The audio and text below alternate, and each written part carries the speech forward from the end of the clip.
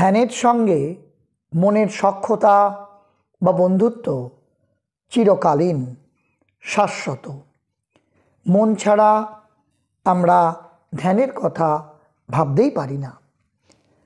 আর এই মনকে আমাদের অবজার্ভ করতে হয়, অর্থাৎ ধ্যানে প্রবিষ্ট হতে হলে, ধ্যানে প্রকৃতপক্ষে নিযুক্ত হতে হলে এই মনকে সুকৌশলে দেখার অভ্যাস করতে হয়। কিন্তু কিভাবে নিরপেক্ষ হয়ে মনকে দেখবেন আর নিরপেক্ষ হয়ে মনকে দেখা কেন দরকার, সেই বিষয়ে আলোচনা করেছেন স্বামী সোমেশ্বরানন্দ। আর আজকের আলোচনায় আমরা আপনাদের কাছে উপস্থাপিত করছি যে কিভাবে আপনি সচেতনভাবে নিজের মনকে দেখবেন এবং ধীরে ধীরে মনের মাধ্যমে ধ্যানে প্রবেশ করবেন আর লাভ করবেন এক অপার শান্তি। স্বামী সোমেশ্বরানন্দ বলছেন যে প্রথমেই চিন্তা করতে হবে যে নিরপেক্ষ হয়ে মনকে কেন দেখা দরকার। তার কারণ হলো নিরপেক্ষ মনই সত্যকে জানতে পারে, রহস্যকে বুঝতে পারে। আমরা নিজেদের শরীর মনকে দেখি পুরনো জ্ঞানের মাধ্যমে, অর্থাৎ আগে পড়া বিজ্ঞানের ধারণা অনুযায়ী অথবা কারো কথা শুনে ইত্যাদি ইত্যাদি ভাবে। এইগুলি মনকে প্রভাবিত করে। এমন প্রভাব থেকে বেরিয়ে আসতে হবে আমাদের, কারণ সত্যকে নিজে আবিষ্কার করার চেষ্টা করতে হবে এবং এইটা করতে হবে অনেকটা খেলার ছলে। বাড়িতে যদি কোনো পোষা প্রাণী থাকে তবে সেই পোষা প্রাণীর সঙ্গে খেলতে খেলতে তার স্বভাব আমরা বুঝতে পারি। ঠিক দরকার ওইভাবে মনকেও আমরা তার সঙ্গে খেলা করতে করতে তার স্বভাবটা বুঝে যাব। যেমন ধরে নেওয়া যাক, জীবনটা যেন একটা ক্রিকেট খেলা। বাড়িতে, অফিসে, পাড়ায়, বাইরে আমরা বিভিন্ন জায়গায় মানুষের সঙ্গে, অসংখ্য মানুষের সঙ্গে যেন খেলা করছি। কখনো ব্যাটিং করছি, কখনো বোলিং করছি, কখনো ফিল্ডিং করছি। চেষ্টা করতে হবে মাঝে মাঝে আম্পায়ার হয়ে এই খেলাটা দেখতে। খেলতে খেলতে কখনো মনের একাংশ দিয়ে তাই আমাদের আম্পায়ার হয়ে যেতে হবে এবং খেলাটা দেখার চেষ্টা করতে হবে। 5-10 সেকেন্ডের জন্য হলেও এটা করতে হবে। আর এই ব্যাপারটা মাঝে মধ্যেই অভ্যাস করার দরকার। এইভাবে মনের এক গভীর রহস্যকে আমরা জানতে পারব। এতদিন আমরা নিজেকে গাড়ি বলে ভাবতাম, মনে করতাম যে শরীরটা গাড়ি আর মন হচ্ছে ড্রাইভার।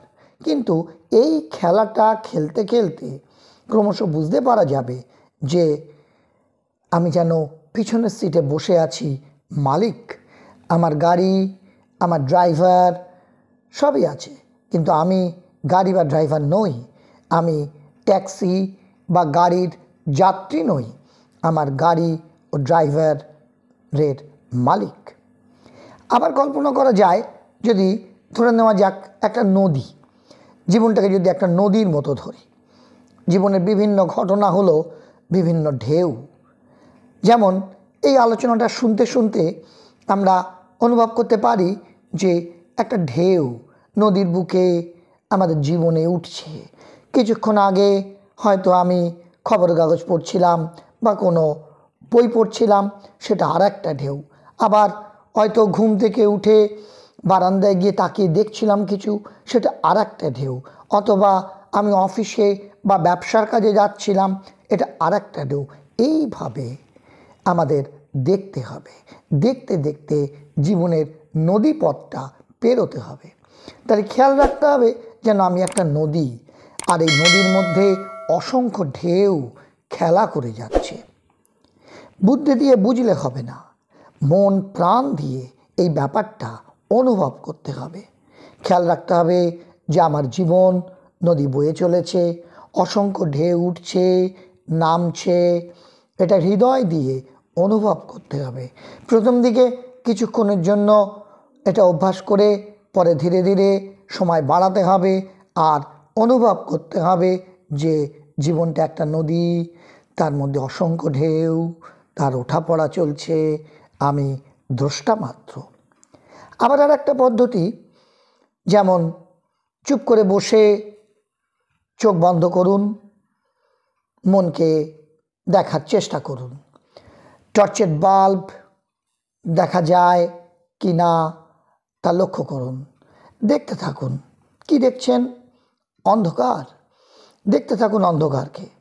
কিছুক্ষণ পরে যেন একটা চিন্তা উঠল, তারপর আবার আরও চিন্তা, দুটো, তিনটে, চারটে, চিন্তার পর চিন্তা আসছে যাচ্ছে, নানা রকম চিন্তা, অতীতের স্মৃতি, ভবিষ্যতের কল্পনা, প্রাসঙ্গিক অপ্রাসঙ্গিক চিন্তা, অর্থহীন চিন্তা, অর্ধেক চিন্তা, সহযোগী চিন্তা, ভয়ের চিন্তা, মজার চিন্তা, যেন সাগরের ঢেউ আসছে যাচ্ছে, উঠছে নামছে আর আপনি দেখে যাচ্ছেন।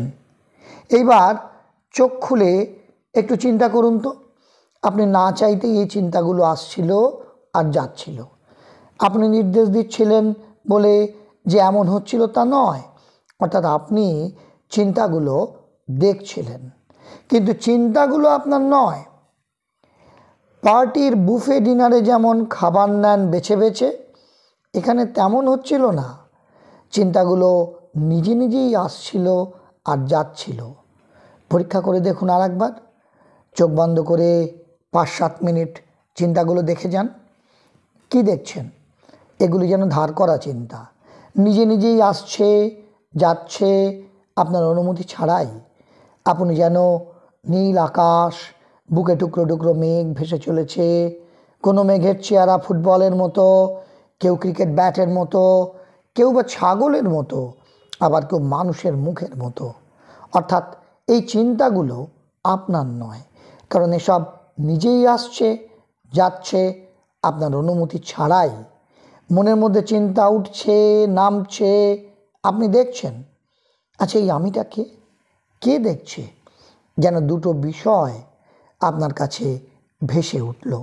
এক, দৃশ্য অর্থাৎ চিন্তাগুলো, আর দুই, দ্রষ্টা। এই দ্রষ্টাই কি আপনি? এই খোঁজ আপনার যখনই শুরু হলো, সঙ্গে সঙ্গে আপনার মনে এলো নানা রকম প্রশ্ন, আরও প্রশ্ন। জীবন শুরু হলো এক খোঁজ দিয়ে।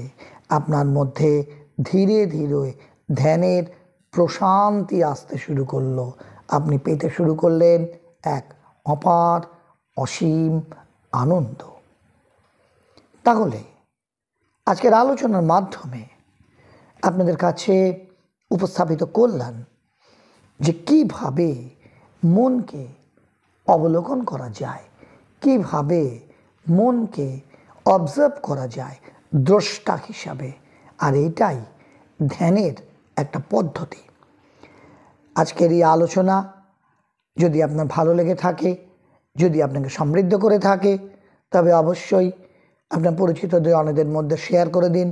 সঙ্গে লাইক করুন, কমেন্ট বক্সে আপনার সুচিন্তিত মতামত লিখে জানান, আর সাথে সাথে আমাদের এই চ্যানেলটিকে সাবস্ক্রাইব করে আমাদের পাশে থাকুন। সকলে খুব ভালো থাকুন, সুস্থ থাকুন, আনন্দে থাকুন। ধন্যবাদ।